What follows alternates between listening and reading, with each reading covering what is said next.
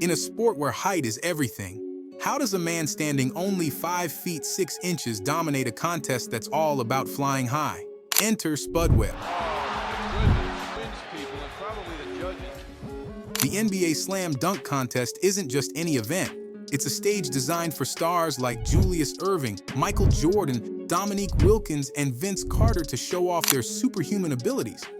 But in 1986, in front of a packed crowd in Dallas, a 22-year-old Webb redefined what it meant to be an underdog. He wasn't supposed to win. He didn't even practice his dunks. Yet Spud Webb didn't just hold his own. He stunned the world, dunking his way into history. This is the incredible story of how a 5'6" point guard forever changed the NBA's idea of what's possible. Anthony Spud Webb's basketball journey is an underdog story from the start. A Dallas native, Webb saw basketball as his inspiration, working tirelessly on his skills at playgrounds and school gyms. But his height always seemed to hold him back. In 7th grade, he was told he was too small to play basketball. He played junior varsity for 3 years at Wilmer Hutchins High School and only got a spot on the team because a couple of other players failed their physicals. That didn't stop Spud. He saw an opportunity and seized it. By his senior year, his stellar play earned him a spot on the varsity team, where he earned all-state honors and led his team to the playoffs. Despite that success, Division I colleges still couldn't look past his size. They doubted he could be effective at that level. So Webb had to go the junior college route and enrolled at Midland College in Texas, leading his team to a junior college championship in 1982. Spud Webb had planned to transfer to North Texas to play for Coach Bill Blakely. But when Blakely was fired in May 1983, Webb was left in limbo.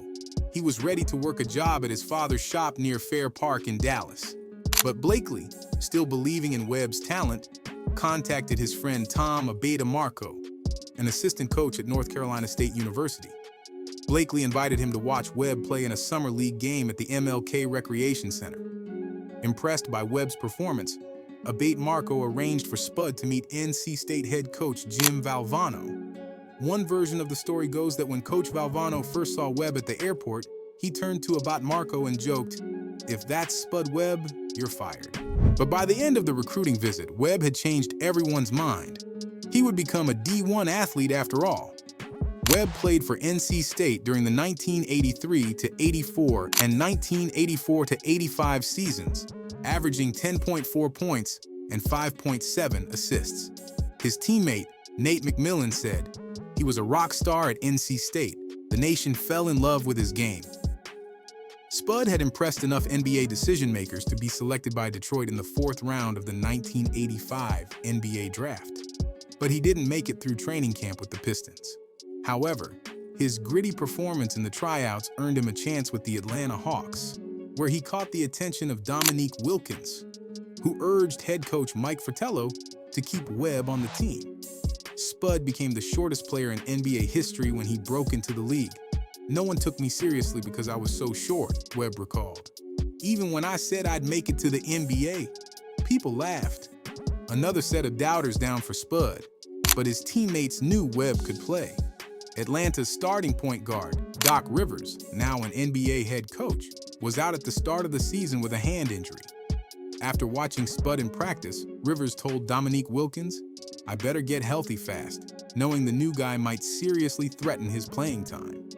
In his rookie season, Webb had plenty of chances to showcase his 42-inch vertical leap, and soon he received a coveted invitation to the Slam Dunk Contest.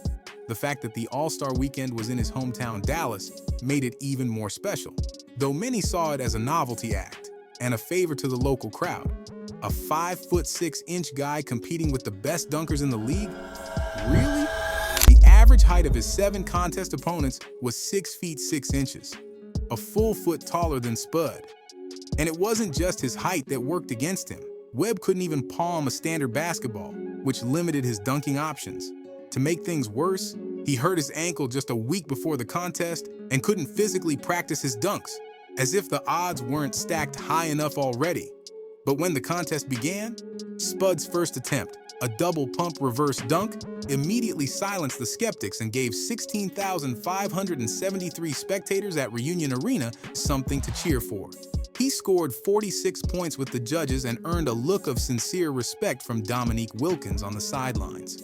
For his last dunk of the first round, Webb pulled off a double-clutch two-hander that had the crowd throwing up all 10s. He got only a 47 from the judges, as the audience loudly booed their decision.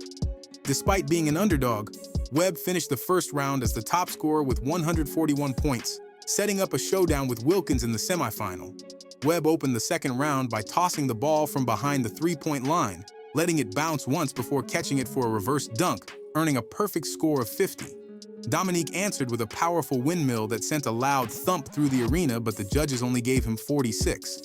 The other contestants, Gerald Wilkins and Terrence Stansberry, scored 37 and 44, respectively.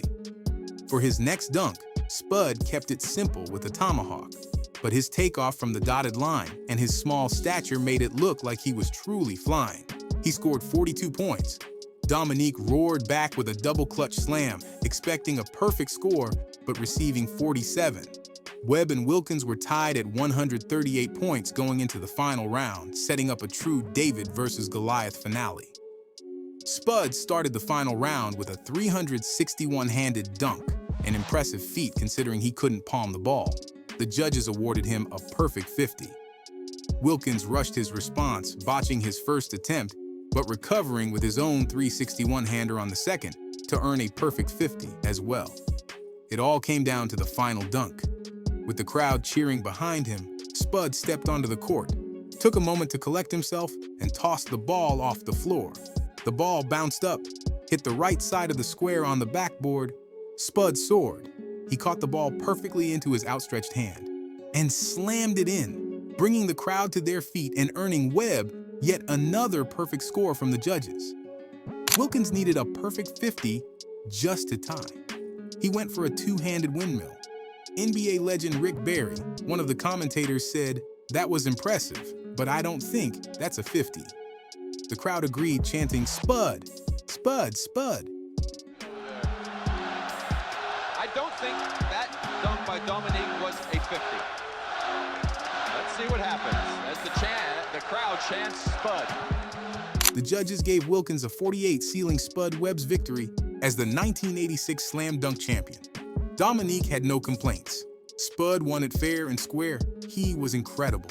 Even more incredible, Webb didn't practice his dunks. I was like, "Spud, where'd that come from?" Wilkins later said. Spud pulled out tricks from his days on the playgrounds of Oak Cliff, Dallas, rather than rehearsing. As Spud later explained, "I was so busy trying to make the team, I didn't have time to practice dunking. Then I hurt my ankle a week before. And the night before the dunk contest, I had to fly to LA for Johnny Carson's show.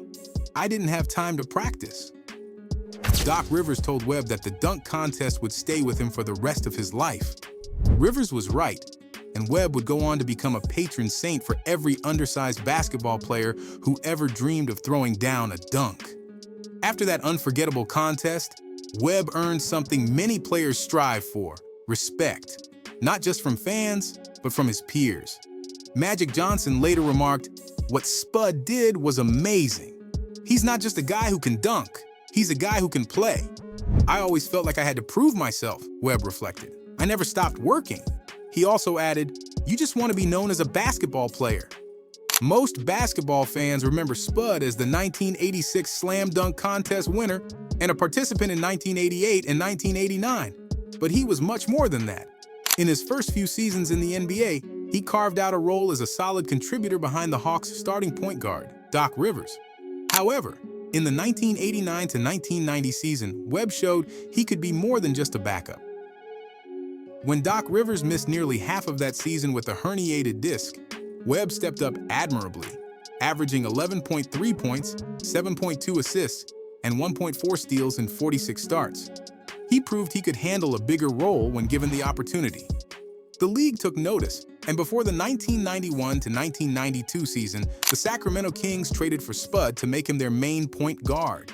Webb responded with the best statistical years of his career, starting from 1992 to 1995.